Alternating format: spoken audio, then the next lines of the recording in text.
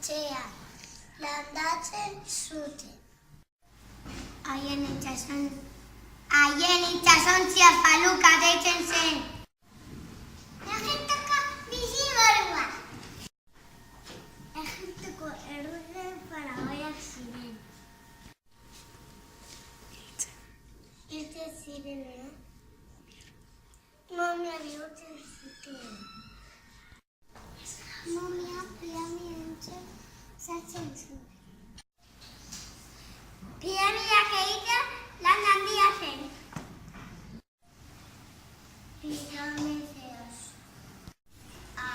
Esfinxea da. Obeliskoa. Barazkiekin idazten zuten. Idazten zutenak eskribak ziren.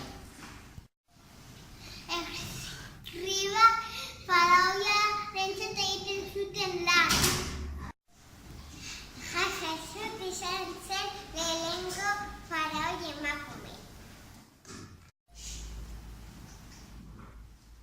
Egiptoko azkenengo erregina Kleopatra izan zen. Faraoi ospetsu bat Tutankamon izan zen. Jainkosak eta jainkoak izan zituzten.